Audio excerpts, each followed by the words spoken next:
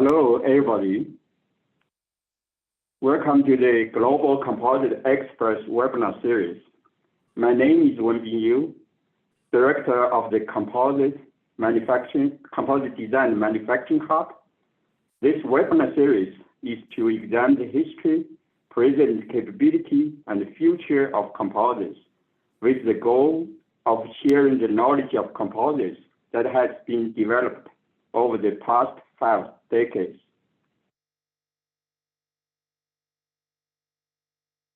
This webinar series was initiated by the Composite Manufacturing and Simulation Center at Purdue University. We are located at this beautiful Indiana Manufacturing Institute. All of you are welcome to visit us. We launched the Composite Design and Manufacturing Hub in 2013 with the mission to convene and serve the global composite community by creation, education, evaluation, and sharing of resources for composite design and manufacturing. CDM Hub provides a very powerful platform called cdmhub.org for the composite community to carry out this mission together. We envision CDM Hub to become the premier resource for composite design and manufacturing in the near future. This webinar series is one of the initiatives CDM Hub started as a service to the community. This webinar series is made available by the support of CDM Hub sponsors, including Dassault Systems, SciTech Solvay, MSC Software, and Modex 3D. We greatly appreciate their financial support for CDM Hub. We invite more organizations to join us to serve the global composite community together. This webinar will be recorded and made available on cdmhub.org. We will email you once the recorded video is available online. The presentation will last about 40 minutes, and we will have about 10 to 15 minutes for Q&A. All attendees are muted at this moment. Please submit your questions through the Q&A box. After the presentation, your questions will be read and answered. Next, let me ask Professor Byron Pax to introduce our distinguished speaker today. Professor Pax, please. Dr. Yu, thank you very much. I'm delighted to introduce Philippe Boisse, a professor of mechanical engineering at the University of Lyon, France, and at the National Institute of Applied Sciences, Lyon, France's leading post-baccalaureate engineering school, where he specializes in multi-physics, mechanics of materials and processes, materials under extreme loadings, composite forming and innovative manufacturing, and surface treatment processes for metals and polymers. His work in fiber composites is focused on the behavior of composite media undergoing major transformations observed by specific experimental tests. Beyond the hyperelastic and hypoelastic Cauchy frameworks, he developed generalized continuum mechanics approaches in order to take into account the local flexural stiffness of fibers and the temperature dependence of the polymer in the polymer phase. His work finds significant application for thermoplastic prepregs, wherein thermoforming takes place in the vicinity of melting. According to Google Scholar, Professor Boisse's numerous publications have received almost 11,000 citations. His H index is 55, while his I-10 index is 140. His 2008 publication in Composites A, Characterization of Mechanical Behavior of Woven Fabrics, Experimental Methods, and Benchmark Results, has received over 600 citations. Professor Boisse is currently president of the French Association for Composite Materials.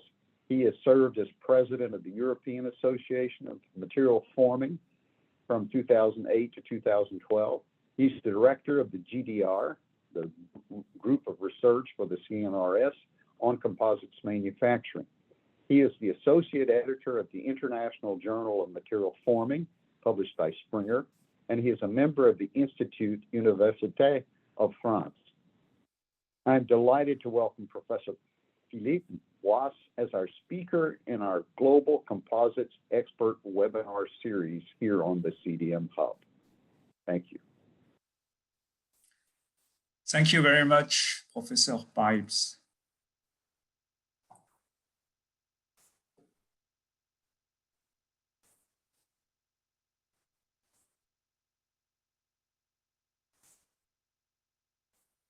So I will present a work on 2 points of fibrous reinforcement behavior during draping.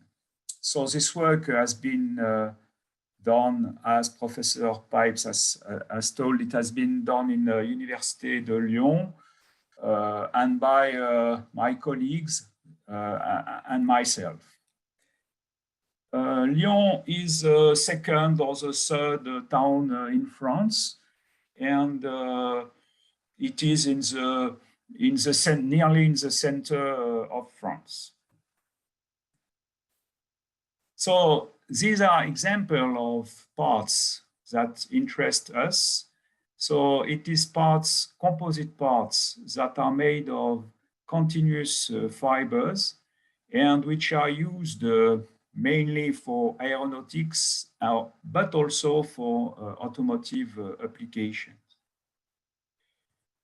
Our goal concerning these composite parts is to develop simulation tools, simulation of the manufacturing steps, and especially the forming. The forming is necessary in many processes, and we look especially at the processes where the part is double curved, because the deformation is more important. The membrane deformation is more important. So we have two types of processes: the LCM processes, in which resin is injected on a dry preform, and we work on the forming of the preform. So it is a dry preform, and we also work on the prepreg thermoforming, where the prepreg, usually a thermoplastic prepreg, is made of continuous fiber, but also of a thermoplastic and sometimes thermoset resin, and the forming concerns both. However, the physics is often close, but the difference with thermoforming is that the temperature is an important point. I will not speak of that today. Today, I will speak of mechanical behavior, and especially of continuous mechanical behavior, because if we look at fibrous reinforcement, it is made of fibers that are woven or not woven, but when it is formed, we can see that it can be considered as a continuous material. This is not always the truth, but in most time, the material is continuous. If we look to the part which is on the screen, we have lines drawn before the forming, and we can see the lines are curved, very curved, but they remain continuous. So that gives a possibility to make as an assumption of continuous material. This is important because there are many tools of the mechanics that have been developed for continuous media. In particular, we can use the finite elements in this case. The specificity is the mechanical behavior, because the fact that the material is made from fibers, give a very specific mechanical behavior.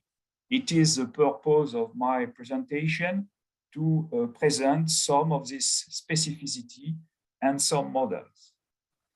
There will be two parts in my presentation. The first one will concern thin textile reinforcement, and we shall speak of shells, of shell modelization, shell approach. And in the second part, I will speak of 3D when the reinforcement is thick, when it is a 3D reinforcement. We have to use a 3D approach, and I will introduce general mechanics and especially a second gradient for this case. Let's come to the bending. We have the bending of two materials on this slide, a standard material and a fibrous reinforcement, a thick fibrous reinforcement, 15 millimeters. And we compare the deflection. And we can see that in the case of the fibrous reinforcement, the normal do not remain perpendicular to the mid-surface. I will speak of material normal because it is the normal to the initial material and that follow the material. So it is something which is obtained when you plot something on the material. So we have two specificities for the fibrous reinforcement, two main specificities. The first one is that the fibers during this deformation are quasi-inextensible. During the forming process, the fibers do not extend. And the second one is that these fibers are woven together, but there is a possible slippage between the fibers. And these 2 points are the main specificity, and we shall build our approaches on these two points. If we come back to the standard material, we can see that the normal are perpendicular to the mid-surface. So this corresponds to the classical Kirchhoff assumption. This is not true for the fibrous material, and we cannot use any approach which is based on the Kirchhoff assumption. If we speak of Kirchhoff, the second point would be midline. What is midline? Midline is as Kirchhoff, but there is a possibility of rotation of the normal or of transverse shear, which is the same.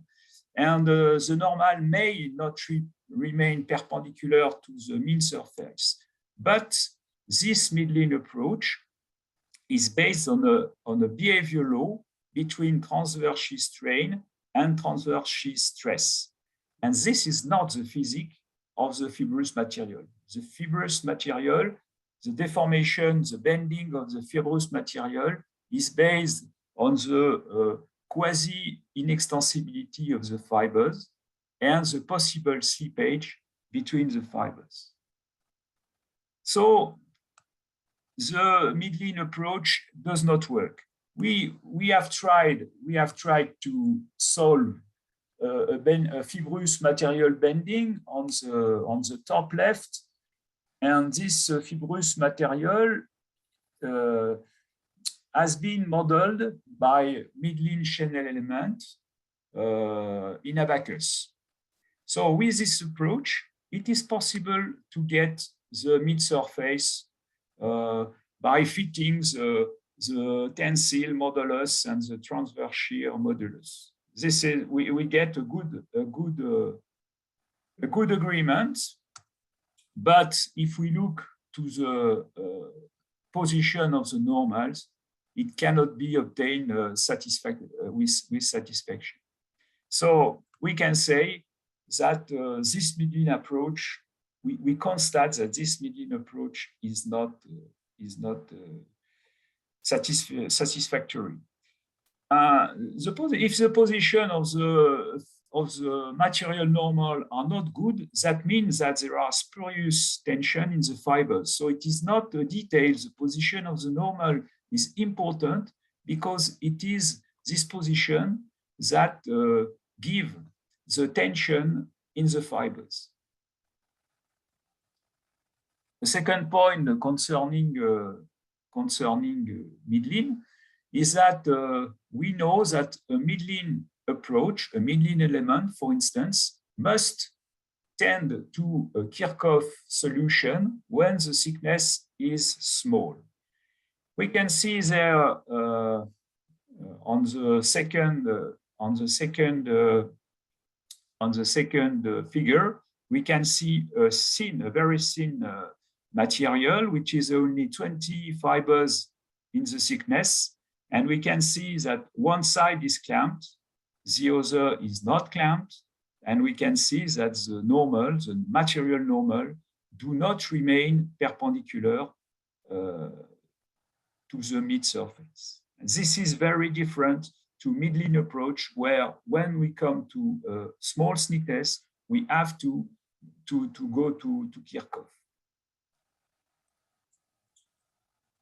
So what shall we do if we cannot use the standard plate shell series?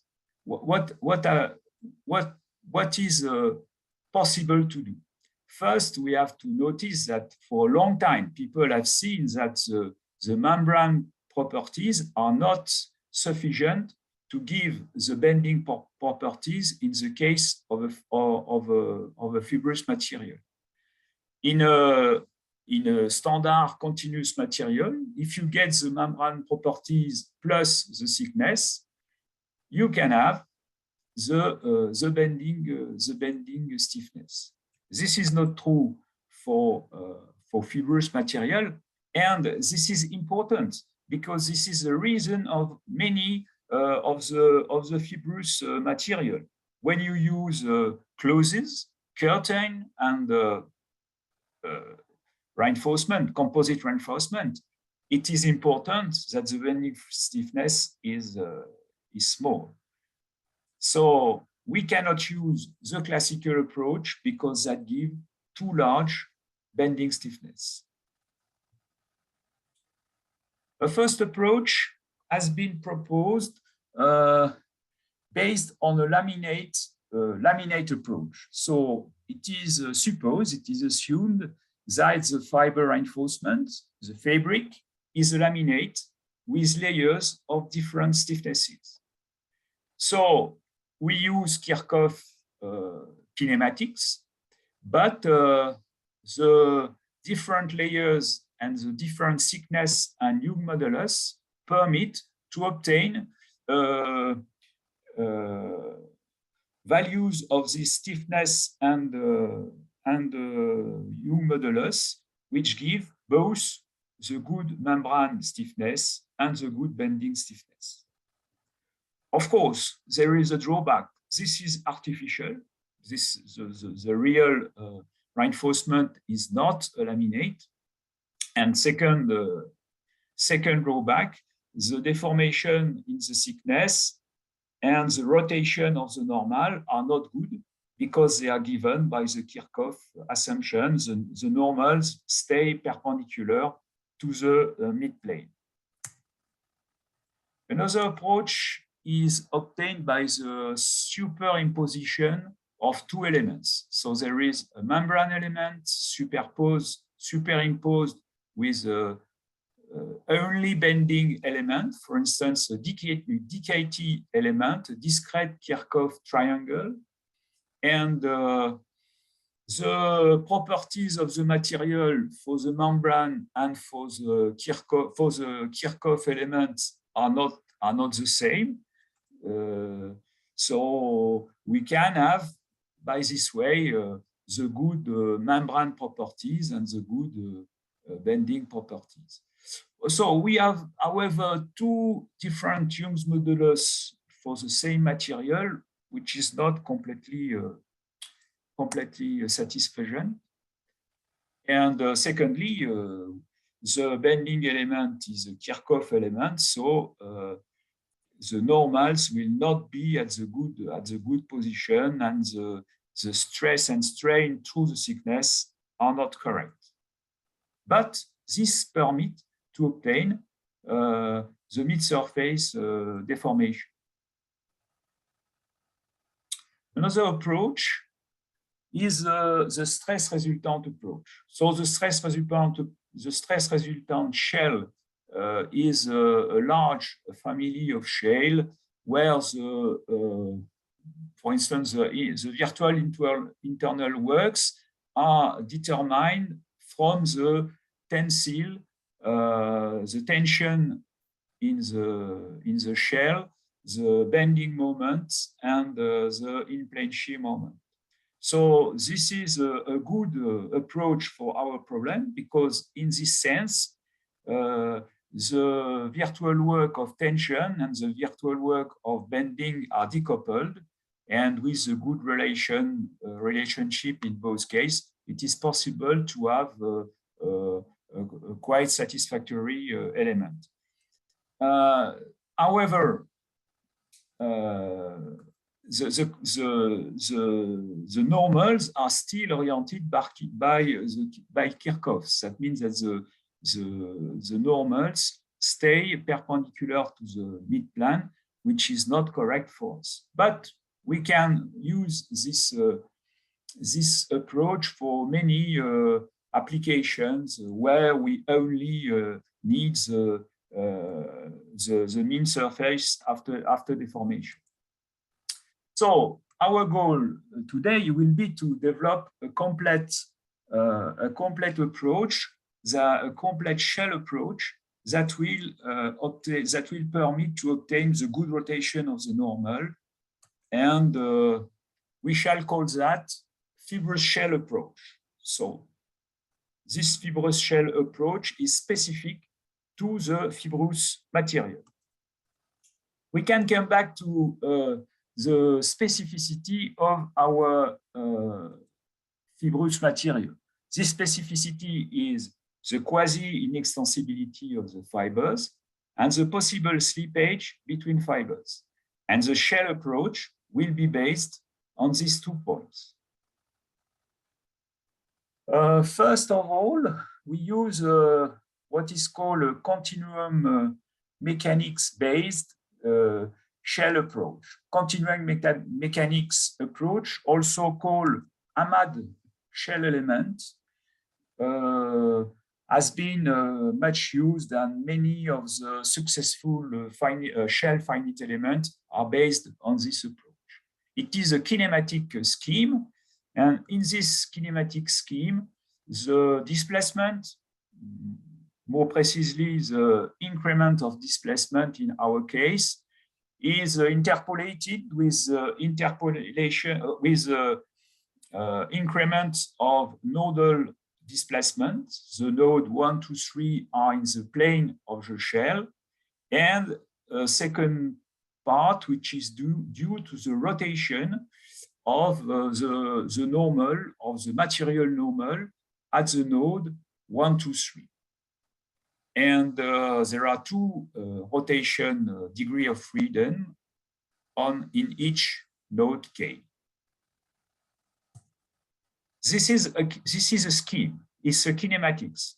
So it's a shell kinematics because of the rotation parts, or the displacement part due to the rotation, but it does not impose Kirchhoff or any shell assumption. So we shall use that. A point which is added to that is, if we look to the direction perpendicular to the midplane, we have the different fibers, and if we look to the thickness in this direction, it is the sum of the thicknesses of the fibers, and we assume this is constant in this approach. So we shall modify the virtual works to have something that correspond to the fibrous material. And especially the difference with other approach is not very important, except that first we make the sum all the terms are obtained with the sum on the different fibers. So the tension are obtained with the sum of the tension in the fibers and so on. And secondly, there is no transverse shear rigidity or no transverse shear virtual work. So this gives our goal, our objective, because we shall have a tensile stiffness which is large. So this gives a quasi-inextensibility. And secondly, and this is very important, the fibers are considered in the thickness, through the thickness. So that means that the inextensibility of the fibers at different position in the thickness will be considered. And this is a main point for the approach. And second point, there is no transverse shear energy, and so the slippage between fibers is possible. I will not go to the detail for the calculation of the internal nodal forces, but just a word. We use explicit approach, but it could be this is not. It could be implicit too. This is not. But we have mainly to calculate the internal nodal loads, the internal nodal components. And for the tension, we have two parts. And this is specific because we have the part coming from the membrane, which is a load concerning the degree of freedom of displacement in the plane. But we also have a part coming from the tension through the thickness that give moments and that concern the rotation displacement. Let's come to a first example, which is the bending of a stack of 20 twill plies. So it is simulated, and we can see that both the mid surface and the position of the normals, of the material normals, are well computed. However, there is one point I have not introduced, is to speak of the friction between fibers. Actually, we have there a book which is made of 120 pages and one page, and we can see that the bending is the same, it's very close. So that means that in this case, the friction between the layers, between the fibers is not important. But that is not the case in general. If we come to a reinforcement made of 20 ply of twill, we can see that the bending of the reinforcement and of one ply is different, and that if we consider the plot moment in function of the curvature for the reinforcement and for 20 times what we obtain for one ply, it is quite different. It is different. So we have to introduce this, and we want to be simple. So what is done? We can see that the friction increases the global bending stiffness. So what we shall do is to calculate the bending virtual work by considering the stiffness not of one fiber, but of the global reinforcement divided by the number of fibers. So in this approach, we directly use the global bending stiffness, and in this bending stiffness, the friction is included, and it is a very simple approach. If we come to the cantilever bending of the beginning, we can see that the simulation is good. And the orientation of the normal is good. I will say again that this is important because if we go to the normal to the Kirchhoff orientation of the normals, we shall have spurious tension in the fibers. Another example, a 3D example, which is the bending of a triangle thick reinforcement. And we can see that with these elements, we have a good simulation of the mid-surface, deformed mid-surface, and the orientation of the normals are good. I come to some forming example. This is the forming example of by a hemisphere. In this case, we have some marker points on the top part of the reinforcement and on the bottom part. We have two cameras. So with these marker points on the top and on the bottom, we can experimentally have the orientation of the normal after forming. This is a simulation, but in the case of the hemisphere, we can also have a theoretical orientation of the normal based on the inextensibility in a cut of the hemisphere. And we can see that both case theory and experiments give orientation of the normals that are in good agreement with the simulation, very good agreement. A second forming example, which is a tetrahedral shape, which is now become a sort of benchmark in the forming, the composite forming community. And we can see that there too, the orientation of the normal is in very good agreement with the orientation obtained with the marker points. A question for interlock reinforcement, because interlock reinforcement that are used, for instance, for blades, for plane motor blades, these reinforcements are not with fibers parallel to the mid-plane of the shell. So not exactly. There is an undulation, the crimp, which is due to the nature of the interlock, because the layers are jointed. So we can have a question on the efficacy of the approach in this case.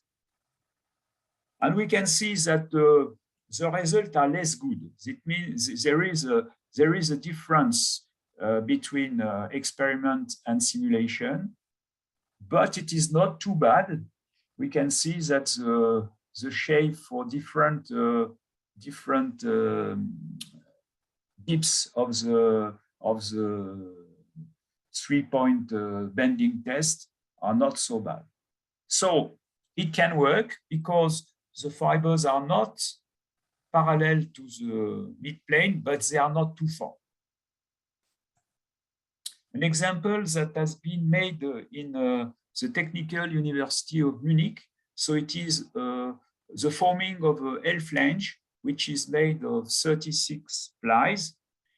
And it has been simulated with span form with 36 layers of shells. And we can see that with only one element we have presented, we have a very good simulation of the shaping. So we have published this work, mainly Lian Biao and Renzi Bai have published work in Composite Part A. I come to 3D. So 3D approach. 3D approach is necessary when we have thick material, thick composite material, which is the case with this interlock material because some parts are very thick. For 3D material, we need a behavior, a mechanical behavior. For instance, an hyperelastic behavior, and we have, but there are many, several hyperelastic materials that have been developed for this material and that are specific because they used their mode of deformation and their anisotropy. So if we use this material and the 3D approach, we can get these results, which is not too bad for a forming test, and especially we have the crushing in the part under the blank holder. So this is good. The shear angle are not bad, but there are discrepancies. Especially if we look to this simulation and we stop the simulation at 80% of the punch displacement, there are many spurious wrinkles. These wrinkles do not exist in the experiment. There is no wrinkle, and this is a problem of mechanical behavior. Another difficulty is seen on this case, still the 3-point bending of interlock reinforcement. We can see that the simulation is not too bad in the central part, but the external parts do not rise, contrary to the experiment. And this difficulty comes from the fact that we use the Cauchy model, Cauchy or first gradient model. We shall see there is a difficulty. We can see this on this example, imagine that this is not a 3D material, but it is a system made of hinged bars. So hinged bars is not too far from the 3D materials, and we can see that in this case we get the same type of shape with these extremities that are not raised, that are not risen, as this is for the experiment. Of course, if we go to hinged beams, we get the good or the good shape, but it is not the case in the 3D simulation. So actually, the Cauchy models cannot at the same time have a very weak transverse shear stiffness to correctly model the bending, because the bending is low, and this go in 3D. That means that a very weak transverse shear, and at the same time take into account the bending stiffness, the individual, the local bending stiffness of the fibers. This is too much for a first gradient approach. So we have two possible approaches. I will show briefly a second gradient approach and also an approach accounting for the curvature, which is very close. In fact, it is the same. Let's come to the second gradient approach. If we are with the first gradient, with the Cauchy approach, we have the difficulty concerning the edges, the ends of the specimen, and we have the strain energy density, which is classical, which is those of the Cauchy model, and that we add a second strain energy potential, which is based on the gradient of the invariant of transverse shear strains, to the two transverse shear strains, and this is the gradient of the gradient. And this is a second gradient. And with this approach, we obtain the rise of the ends, of the extremities. Another approach, which is quite the same idea, but it's very different in practice, is to use the neighboring elements to calculate the curvature in the 3D element, and with this curvature to define an energy, a supplementary energy related to the bending of the fibers. And with that, we obtain the rising of the ends of the specimen. We can also look to the spurious wrinkles that was obtained during the hemispherical forming, and we see that this does disappear if we add the stiffness related to the curvature. The last example, which is the bending, the cantilever bending of an interlock. If we make the calculation with the first gradient, but be careful, it is not shell. This is 3D element. We have no curvature in the global part, the result of the global part. To have this, we have to include the second gradient. So this gives the solution or the simulation of the interlock bending correctly. A last example for this gradient, second gradient. If we look to a bias extensional test, we have a different zone with constant shear, But if we look carefully to the physics, we see that there is a transition layer. This is the direction of the fibers are not changing in an instant. This is the model, the first gradient model, which is sufficient in most cases. But if we want to have this transition layer, it is necessary to add, for instance, a second gradient. This is an unbalanced interlock fabric. So we have, it is an interlock, we can see it there. We have big yarns and small yarns in the other direction. So the bias extension test on this material give a S shape, a strong S shape. And we could think that it is necessary to have the second gradient to have this S shape. This is not true. The first gradient gives the S shape relatively correctly. The second gradient, of course, also, because it is the first and second gradient. But if we look to the difference is that the shape of the deformed yarns is very smoother in the case of the second gradient. There it is not smooth in the case of the first gradient. So I come to the conclusion of my talk.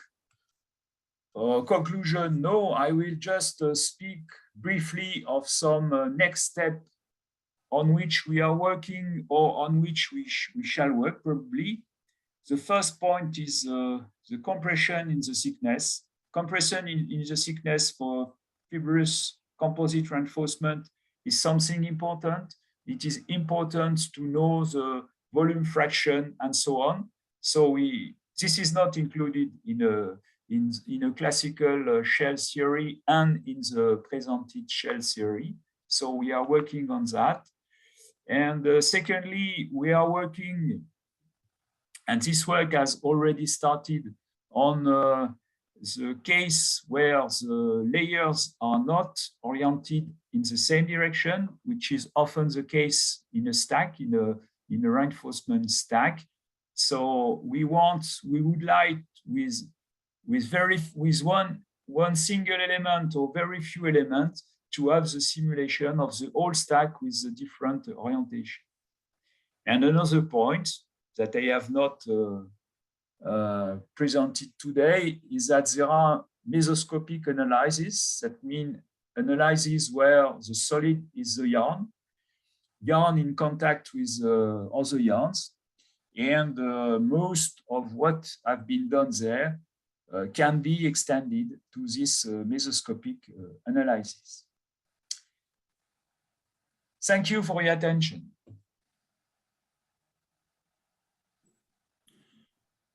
Professor Boisse, thank you very much. I appreciate your talk, and I'm happy to field questions. I'm Jonathan Goodsell here at the Composites Manufacturing and Simulation Center. A reminder to the audience to please enter questions into the question and answer box, and I will present those here to Professor Boisse. And please speak slowly. Will do. There are a few questions about the model itself and some details of the model. The first is, can this fibrous shell kinematics be used with non-constant thickness in order to model wrinkles through the thickness? Well, this is a macroscopic approach. So we can model the wrinkles, the global wrinkles of the reinforcement, but we cannot model the wrinkles within the reinforcement. If it is a wrinkle of a ply within the bows, within the reinforcement, and we use only one element in the thickness, we can have the bending of the reinforcement, but not the bending within the material. For the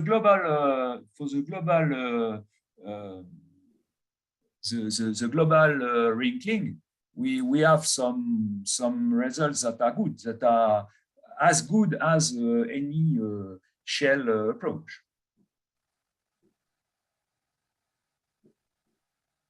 Thank you. Another question: is the model consistent with different types of weaving fibers, different weaves and different fibers? Well, yes, with some limitation. I mean, the assumption that we have done at the beginning is that we have fibers in two directions and that are parallel to the mid-plane of the shell. So this is the case for most of the woven material or non-woven material, for instance, NCF and so on. So if the fibers are mainly in the plane of the fabric, it works perfectly well. We have the example, the experimental examples that have been done are done on twill, on plain weave, on satin, and so on, or NCF, and this works perfectly well. When we go to 3D material, it is different. If we have yarns that are completely perpendicular to the plane of the shell of the fabric, this does not fit with the assumption. We have seen, I have shown an example that when we are in the middle, for instance, for a ply-to-ply interlock, is what we have seen. With a ply-to-ply interlock, we are not completely parallel to the plane, but it is not so different, and the inextensibility of the fibers give more or less the inextensibility in the plane, and that works a bit less well than with a flat fabric, but it works. If we go to interlock with very deep Z yarn, probably this will not work because it is not on which is based the physics of the element.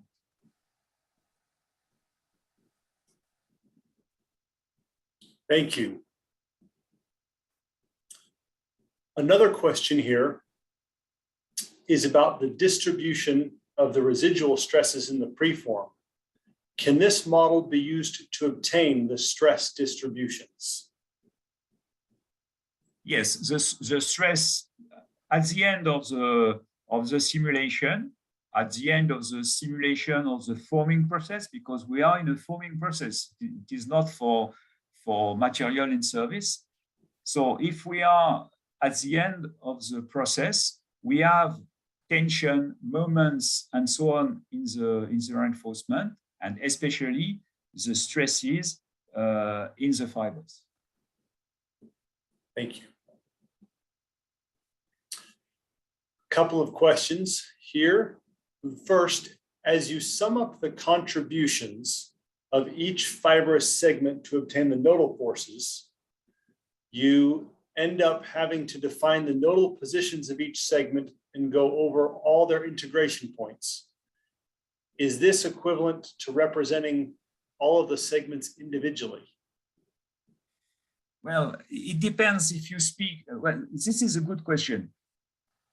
We have tension and bending. In tension, it is important to account for all the fibers through the thickness. This is very important because it is what is quite different with a classical shell approach where the membrane is in the plane. So this is important. After that, we can use a numerical approach, a numerical integration approach. This is that we don't consider all the fiber from the numerical point of view. For bending, it is different because we can have a global calculation in the for all the material.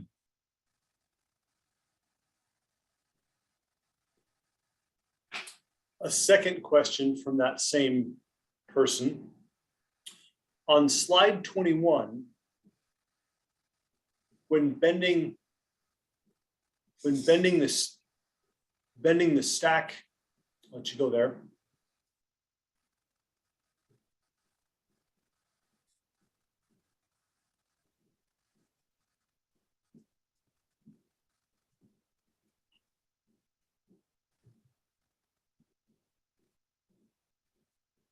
Yes, when bending the stack, you say the increase in bending stiffness comes from friction, but there isn't any transverse pressure. Would a transverse shear energy approach be accurate in this case? But transverse shear friction is the same. Physically,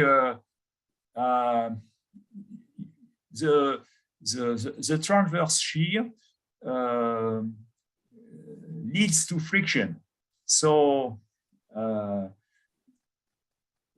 we put this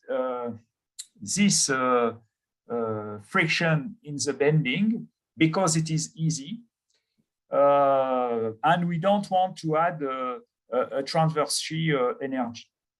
But this is a possibility. This could be a possibility, but that would need to know this transverse shear behavior. Thank you. Another person asks the question, recognizing you've talked about strain gradients significantly. They ask the question, does one have access to strain gradient information in commercial codes, such as in Abacus or ANSYS, in, say, a user material subroutine?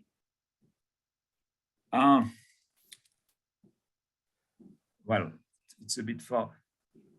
This is a very important question because to calculate the second gradient, that means to have high-level interpolation, and to be from this high-level interpolation to be able to calculate the gradient of the gradient of the displacement.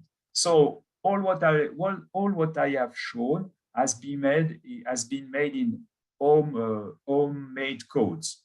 That is why we have developed a second approach, which is, to my opinion, the the same thing, but done differently, is to use the curvature, because the second gradient and the curvature, for the second gradient, we don't calculate all the second gradient component, we only calculate some of them, and they correspond to the curvature of the fibers. So the curvature of the fibers can be calculated from the position of the neighboring elements. And the result is the same. You calculate the second gradient, or you calculate the curvature with the neighboring element, give the same result. And I would say it is more satisfactory to use the neighboring element. You know, personally, I like to be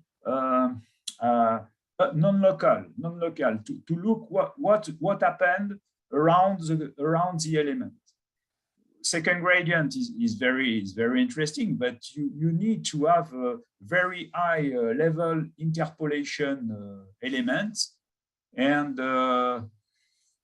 I think it is difficult in a commercial code, except if the commercial code developed a specific element. Thank you. We have one final question here, and that is, would it be possible to take into account the through thickness transverse shear stress with the fibrous shell in the case of thermoset and thermoplastic prepreg? This is work in progress. I agree, and that this transverse compaction is important in composite forming. For instance, for consolidation and RTM process and so on, to fix, for instance, the volume fraction in the element. So that must be done. So it is not the case for the elements I have presented. It is not the case in so many elements, actually. And we are working to associate to take into account the behavior and the stiffness and the fibrous behavior. Thank you. And Professor Boisse, let me thank you again for your answers to all of these questions, for your presentation. And on behalf of the audience, again, thank you, and also thank the audience for your participation today. A final reminder here, as we close today's webinar, we will look forward to seeing you all again after the holiday season in the new year, and with our upcoming webinar on January 27th from Professor Nobuo Takeda from the University of Tokyo in Japan. With this, we'll close our webinar today. Thank you again. Just a last point. I would like to thank Professor Byron Pipes and his colleague to have invited me to this presentation. Thank you. And again, thank you very much. All, we'll see you again in the new year. Thank you.